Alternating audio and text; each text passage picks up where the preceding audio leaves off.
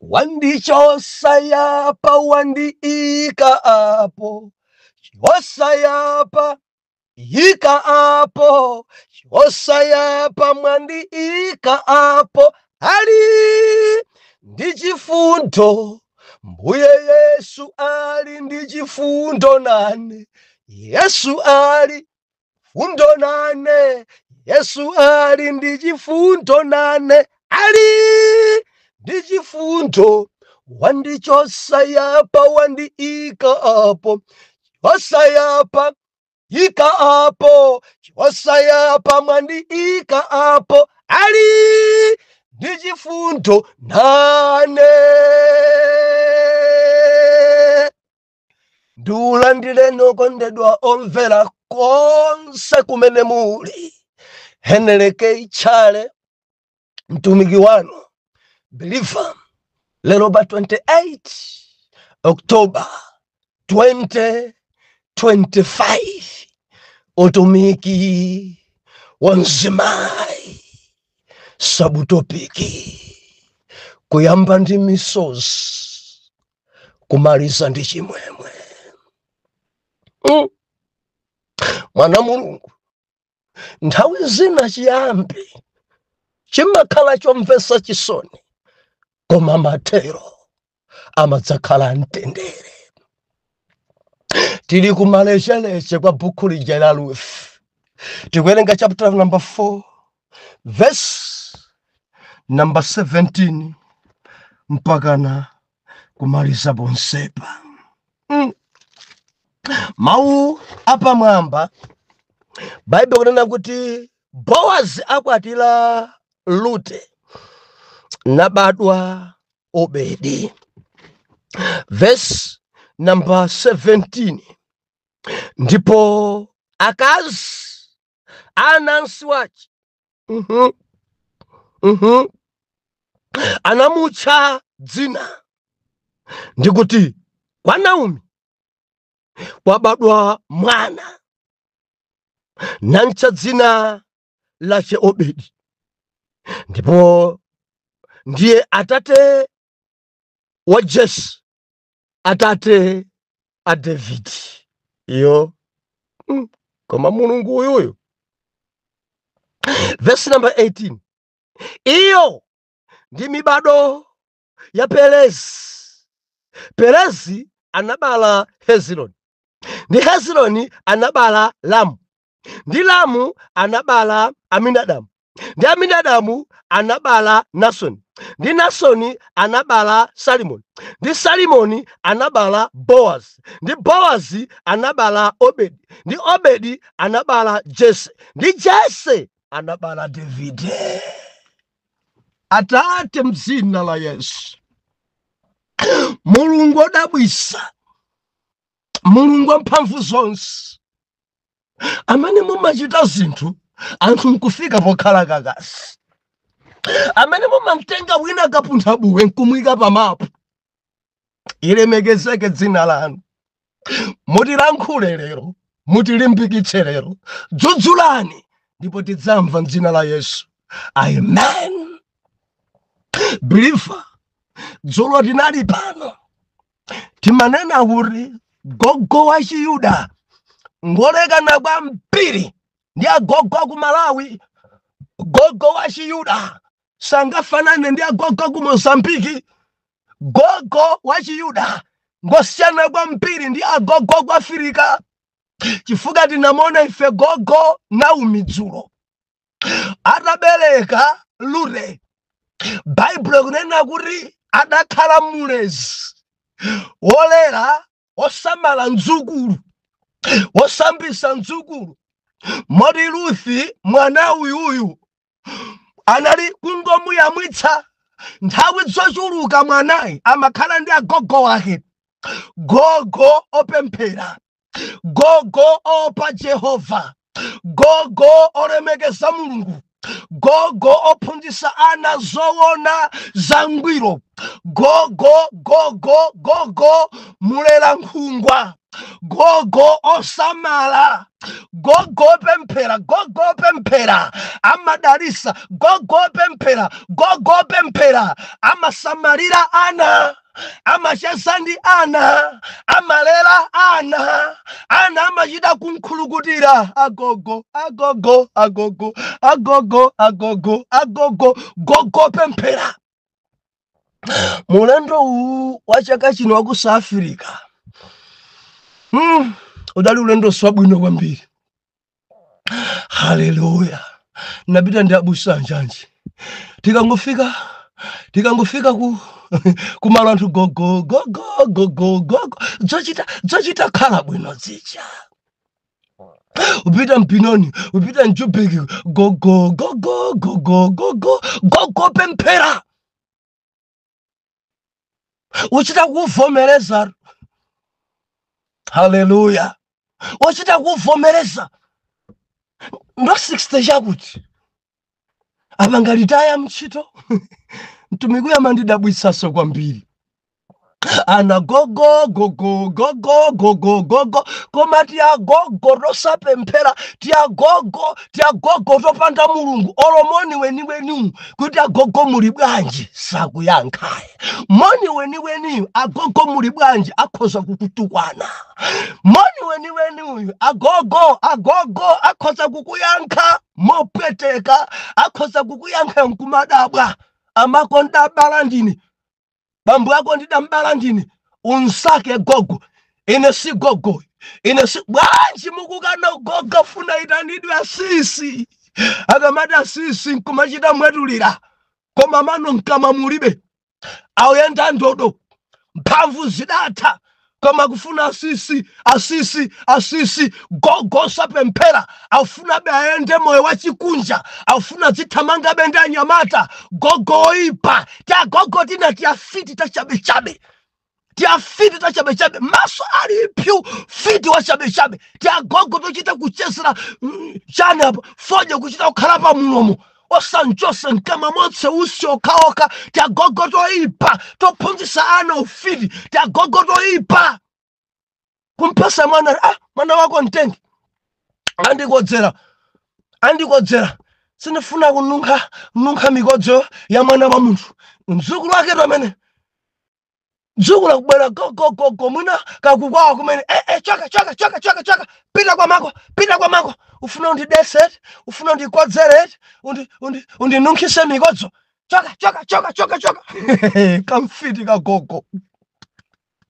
kamfiti kagogo ndiamika mbuye makomenti adzulo ena nati abusa ndikwamika ndili ndi mayi ndi bambo wabwino ina ndili kunja kwa dziko koma ananga kukhala ndi mayanga ananga kusamalidwa ndi agogo wawo ananga ali pa mtendere ananga akuchita kusalala zovala zapamwamba mayanga kusamala ananga agogo pempera amalela dzukulu mene adalelera mwana wawo ndimafuna ndinene ndinu agogo ipa mtima amene muli viwanda kuzunza adzukulu nsamaleni mzukuluyi mene mudasamalira mwana wanu muleleni mzukulu ameneyi mene mudasamalira mwana wanu wa mamuna uja musamusale musantaye muleleni njeseni chitani china chilichonse mwina nkuteka makolo achadamwalira mwina nkuteka makolo achadisula ntchito lelani mwana ingati wanu samalani mwana ingati wanu mphunzitseni mwana onga wanu ndi mdzukulu wanu ni magazi anu muleleni monga Naomi adalela Obedi ankakhala pa phewa pake ankachita kumulela ankansambitsa chilichonse nkapanga gogo pempera gogo wa Chiyuda gogo dziwa mawu gogo pempera gogo lera ana gogo samala ana gogo phunzitsa ana nzosowa izi zinzosowa izi zimatikhudza kumuona munthu wamkulukulu zimene akuchita dzonkumari agogo awa bwanji agogo abwanji akudzipepukisa chonchi tagogo tina tazibambo kumathamanga ndi atsikana ng'ono mufuna chani mwatsikana mungamavulire saizi ya adzukulu wanu dzimakhudza gogo wa zaka 69 ndikumayenda ndika mwana ka zaka 20 zimakhudza zimenezi. Ambuya kulankhuleni gogo ipa mfiti ya gogo funa kuononga tsogolo la mwana ndili pa sukulu ndili ku college osamva mufuna mumonongere tsogolo mwana mfiti ya munthu amene wawa chifuja chiboma amanga kwambiri amakhala nkaidi amene wawa kuamanga zenizeni afereko mkondu gogo wake kakapeseka kagogo kena kache kuti kampa gonona ndi mwana wa ng'ono ndipemphe majaji mwamange afereko nku mchitidwe ungoipa mwana sanajelele mdziko ali maphunziro ache kumene ku college iniyo mwamba kunzembera kumeneko zaka zanu 60 chakuti mfiti ya munthu makolo ache akuyesesa kafizi kochita kuvutikira inu pamene mukuzemba kagonana naye ku sukulu akakummangani osakuchitani chisoni iye inunso azimayi mukuononga achinyamata ang'ono ati amene wandi abwino kwambiri amene wandi anyamatawa ndi amphamvu kwambiri amama gogo wa mtundu wanji woipa inunso azimayi azikummangani. Lero tikunena kuti kuyamba ndi misozi kumaliza ndi chimwemwe. Amama ndili mchilimbikitso ine lero. Nthawi zina chiyambi chimakhala chomvetsa chisoni. Nthawi zina chiyambi anthu amakhoza kukuseka. Nthawi zina chiyambi anthu amakhoza kukulalatira. Langizo mene ndili nayo azimayi kakamirani pa Mulungu. Musachite monga ena akuchitira. Musatsanze ena pa dziko akuchitira. Iniyo chitani monga mayi wopemphera. Misozi mene muli nayo lero mawa idzakhala chimwemwe. Kunyozeka kumene muli nako leroku mawa simudzanyozeka. Anthu amene akukulatirani lerowa mawa sadzakulatirani. Chitsanzo ndi Lute kungolowa mbanja mamuna kumalira anthu adanseka watsoka mamuna adafa amene adakhalira mafuwa afa mamuna kenako chimene Ruth adachita adakakamira gogo pemphera adakakamira pongo zake. Ndimafuna ndilimbikitsena misozi ili patsaya maluzo okondedwa misozi ili patsaya khalani onga Ruth osataya mtima. Anthu akhoza kuseka lero osataya mtima. Anthu akhoza kupasani mayina osataya mtima. Anthu akhoza kukulatirani osataya mtima. Mulungu si munthu. Mulungu si munthu. Kapunthabuwe uja wotoleza munda osaka balere uja anthu ankamtenga ngati kapolo uja anthu ankamtenga ngati osafunikira uja mtsikana wa mitundu. Ndikuti mtsikana wa mitundu, mtsikana wa Chimowabu atagwira mawu, mtsikana wa Chimowabu atalangizidwa ndi opemphera, mtsikana wa Chimowabu anthu amene ankanyoza uja, mtsikana wa Chimowabu Bilifa tamvera wakwatidwa Bowazi. Mulungu avomereza mimba idatengedwa mwana adabadwa akuntcha dzina Obedi. Bible nakuti azimayi adantcha Naomi wodala adachita sonkhana mwana amene uyuyu dzina lake khale Obedi, atate wake a Jese, atate wake a Davide. Ndemalemba nena kuti mbado umene Yesu anabadwa mfuko lija la Davide. Ndimafuna muone pamene pokondedwa omvera Yesu anabadwa mfuko la Davide. Ndiye kuti agogo ache a Jesus ndi Luteyo si Muyuda, Luteyo ndi Mowabu, Boaz Muyuda, Ruth wa mitundu amene watakhala m'banja adabereka Obedi atakula adabereka Jese atakula anabereka Davide mpado wakewu ndi umene Yesu akubadwiramo. Dele mkubadwa kwa Yesu mzimayi wa mitundu, mzimayi okakamira, Nzimayi oyenda mau amene adali wonyozeka ali nawo muchigulu chobereka Yesu. Mori mwa Yesu, mwa Jesus, magazi a Ruthi alimo, magazi a Ruthi wa mitundu alimo. Chifukwa chakuti Obedi kuti abadwe adabadwa chifukwa cha Ruthi ndi Boazi. Now Boazi atate wake mwana mulungu. Ndawerenga verse number 18. Ndi mibadoyo achita kuinena kuti iyo ndi mibado ya Perezi. Perezi anabala Hezironi, ndi Hezironi anabala Ramu, ndi Ramu anabala Aminadabu, ndi Aminadabu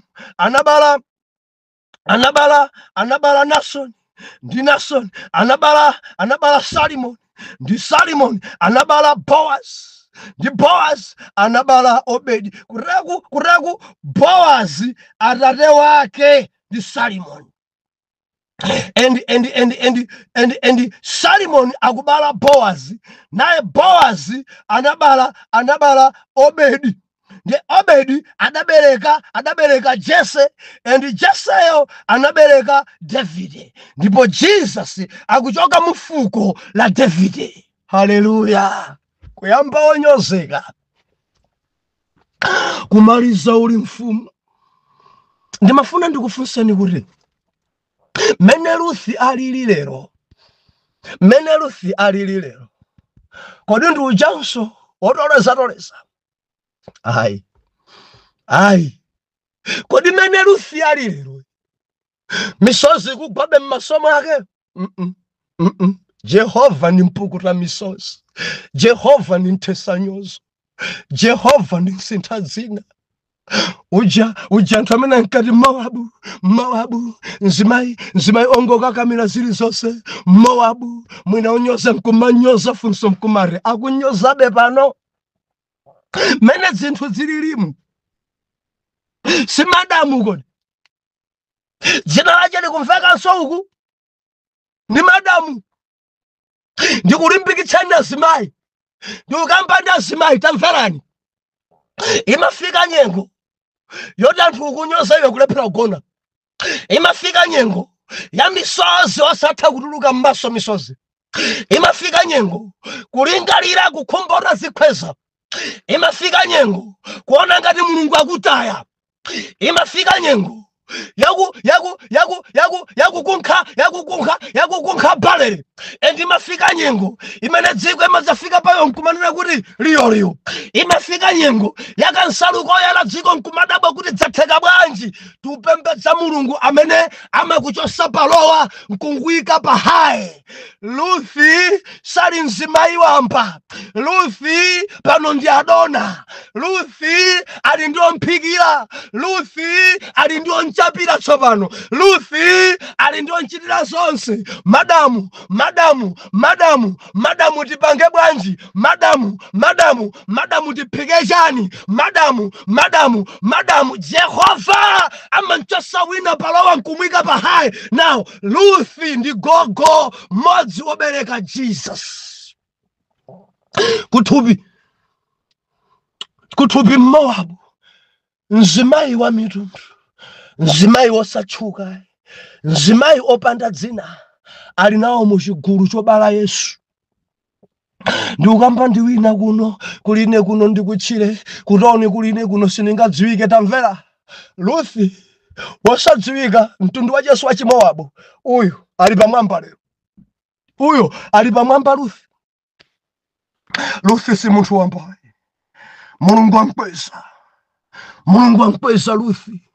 Sujanso kapunthabuwe. Jehova madichosa palowa. Ndifuna ndilimbikitse mzimayi wina wanyozedwa, watukwanidwa, kakamira pa Mulungu. Usatope, usansiye Mulungu, usantaye Mulungu. Nkakamire Jehova, nkakamire onga Ruthi. adachita kakamira Naomi kuti choka bwerera Mulungu andilange ngati tingalekane kakamira ndikuti udzikakamira anthu amene ali ndi Mulungu udzakakamira anthu amene ali ndi mdzodzo ima nawo chita nawo tsogolo lako sidzakhala chimodzimodzi usamakakamira mfitisi usamakakamira dzinazi kakamira gogo uyuyu kakamira anthu amene ali ndi Jehova ulira lero mawa anthu adzaona misozi yako itasanduka chimwemwe. Haleluya. Lute mimba mwache mudabadwa Obedi. Lute mimba mwache mudabadwa Obedi. Lute pano tsopano ali na ngulu la banja la chifumu la Davide. Chifuka mwa Lute Davide adabadwa.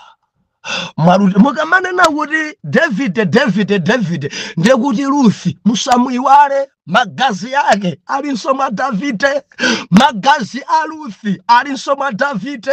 Modi mzimayi uyuyu ali nawo gawo pakubadwa kwa Yesu. Mzimayi wa mitunduyi ali nawo gawo nkubadwa kwa Yesu. Amitundunso tili mmenemo, Amowabu ali mmenemo, magazi a Chimowabu ali mmenemo. Chifuka yeye mimba mwache mudachoka Obedi ndikubereka Jese ndikubereka Davide. Izisi pirifa tamfera ndekuti ndi mzimayi amene adali palowa Yehova mwika pahali dzina lake mpaka na m'Baibulo.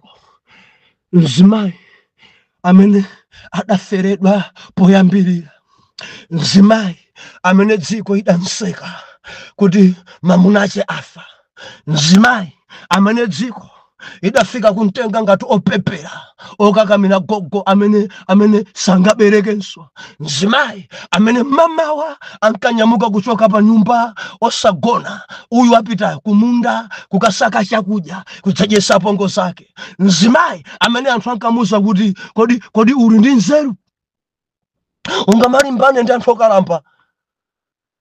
Iye alibe abale ake, mamuna adafa, uvutikiranji ndikusamala anthu aini ake, osamuleka bwanja feka, osamuleka Naomi obwa. Bilifa ni mafuna ndikulimbikitsa chimene Mulungu adapenyerera mwa Ruthi ndi mtima osamala gogo, mtima omvera gogo, mtima uwu ngosowa ni manena pano ini. Ndi azimayi angati amene akusamalabe apongo zawo mamuna wawo atamwalira. Ndi azimayi angati amene angaberekebe ufa pa apongozi awo ngakhale mamunayo adamwalira. Ndi azimayi angati amene angalole mama tikhala limodzi. Ndi azimayi angati angakhale nawo mtima wa Ruthi. Lero dzuvuta idzi akangomwalira mamuna mati ale nsendere yake chibale chatha. Tiphunzire kwa mzimayi uyu Ruthi. Mzimayi uyu adakakamirabe apongozi ngakhala apongoziwa kulibeko mwana. Bilifa kudalibetu mana nkuta sana bereke Ruthi ni mamuna wake adamwalira opanda mwana. Mukhoza ganiza kuti masiku ano izizi sizingachitike. Palibe mwana mati chibale so palibe. Muli bwanja nzanga Malawi amanena choncho kuti ngati mwana palibe ndikuti chibale sichidamangike. Bora ndakadakhala kuti abala naye m'bale wathu. Koma Ruthi ndi mzimayi wina. Ruthi akupanga zosiyana ndimene anthu angathe kupanga. Ruthi akutidabwisa kwa mpiri zimene akupanga. Sakuwerengera kuti sindabale naye, endi sakuwerengera kuti ndi gogo opanda ntchito. Ruthi sakuwerengera koma akuntumikira onga kutumikira Jehova, akunjesa, akunsambisa, akupanga china chilichonse mpaka na dziko linadziwa. Bowazi pokamba ndi Ruthi anati abale anga akudziwa kuti ndiwe mkazi wabwino. Chimene abale aja ankadziwacho ndi chiti mmene ankatumikirira Naomi, mmene ankasamalira Naomi. Mukutha kuona atakwatidwa pa sakuntayabe, sakuntaya ngati akudya Naomi akudya chifuka cha Ruth. Ngati akusamba Naomi akusamba chifuka cha Ruth.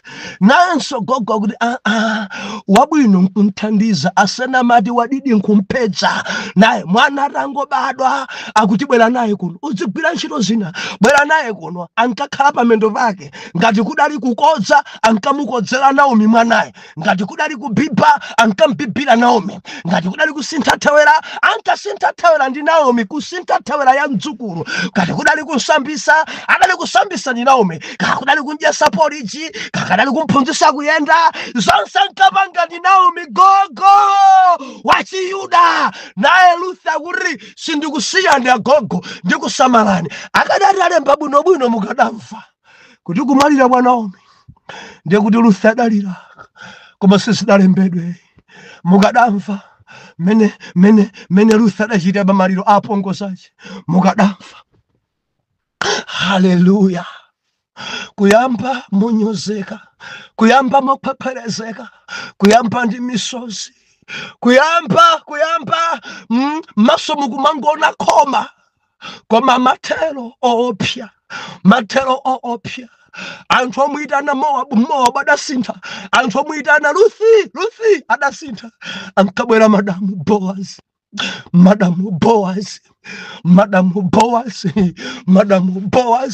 maule madamba olandira onyosedwa uja Madamu Boaz. Chenjezo langa kudziko azibambo nonse mundimvere, azimayi nonse tamverani, tisamanyozani chifukwa tsogolo la wina simukudziwa. Akhoza kuoneka lero ngati munthu wamba koma mmawa ndi bwana modzisamala. Akhoza kuoneka lero ngati opanda mamuna koma mudzangomva kuti akwatidwa ndi anduna, akwatidwa ndi president. Musamale ena mwina mchechi mwanu opanda amuna, musamale yonse.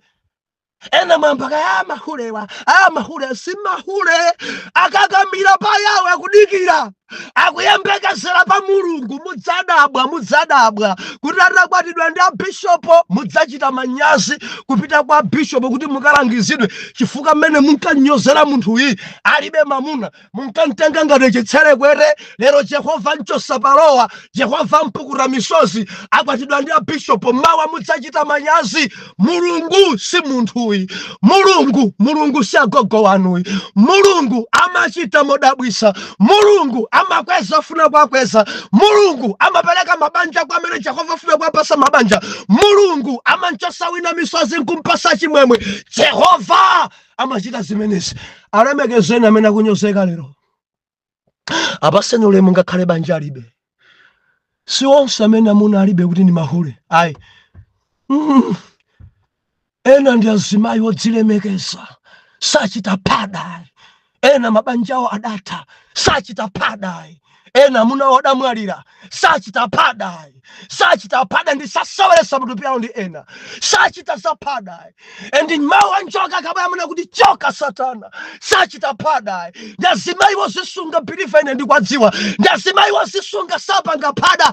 Muganyoza lero mawa mudzachita nawo manyazi chifukwa amene yonso ali ngati Ruth. Mathero wache ngopya ndi Madamu amene mukunyoza ndi dokotala amene mudzachita manyazi kuchipatala. Adokotala mawa munkanyoza, dzulo munkanyoza. Mudzisamala ndisa amene ndaheda amene mudzisamala ndi abosa amene aliyense amene mukumuona lero mathero wake si amenewo. Kureya kutsogolo lake li m'manja mwa Mulungu. Lemekezani aliyense, mudzipereka ulemu kwa aliyense, musamakhale wa mwano ene musamanyoze anthu chifukwa simukudziwa mmawa lawo. Osakugwirani pankono ndi amene mukuwanyoza lero. Ndilankhula ndi inu mabwana, lero mwatilemba ife ntchito koma mmawa ana anu adzafunsira kwa ife ntchito.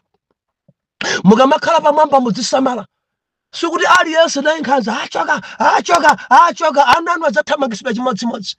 Zimabwana zina zoyipa mtima, zimabwana zina zopanda chifundo, zimabwana zina za nkhanza, zimabwana zina antchito kuteku ndikukamba ndi mabwana ambiri mukudandaulidwa kopsa machitidwe anu, komanso ndikudziwa pali abwana ena okoma mtima anthu amachita kuwapemphera Ambuye bwana uyuyu mumpasebe moyo chifukwa chokhala bwino ndi anthu. Nimati ndinene amene mukwanyoza lerowa ananunso adzagwada kwa iwowa, ananu ndikuti ananu adzafunsiranso ntchito kwa iwowa, akadzakumbukira nkhanza zanu lero ananu adzathamangisa, ananu adzalandira chitonzo chifukwa chakwalembedwa kuti enanu chifukwa cha zoyipa za lerozi Mulungu amadzalanga ana mpaka na mbadwa wachinayi. Ndimafuna ndilimbikitse wina ukulira lero, sukumaliza ukulira, ulibe banja lero, sukumaliza opanda mamuna ayi, ulibe mwana lero, sukumaliza opanda mwana ayi wokuyamwitsa, uli kumudzi lero, sukuthera kumudziko kuti kuntawuni udzakhala, kodi uli mdziko kuno, sukuthera kuno kunja udzapita, kodi ndiwe lova, sukuthapa ulofa koma ntchito udzalembedwa. Chitsanzo ndi Ruth, mzimayi wa Chimowabu ali nawo muchigulu chobereka Yesu, mzimayi wa Chimowabu lero anawo muchigulu cha azimayi amafumu, naye anaye ndi gogo wa David, naye Ruth ndi gogo wa Jesus, mzimayi wamba wopanda dzina uyu ali pamwamba, madamu Boaz, madamu Ruth, madamu Jehova meneyi ndamene makuchosa palowa kumuyika pahali, wandichosa yapa wandiika hapo, chosa yapo ika hapo, chosa yapa wandiika hapo. Oh haleluya, ndalire ndikuti ndalire wina wake wayamba kale kulota, ukulota kale ofisi yako, wina wayamba kale kulota zokhudzana ndi ukwati wako, wina wayamba kale kulota kuti ulembedwa ntchito, wina wayamba kale kulota kuti watenga mimba kubala, wina wayamba kale kulota. Jehova amakuchosa pa misozi nkukika pa chimwemwe.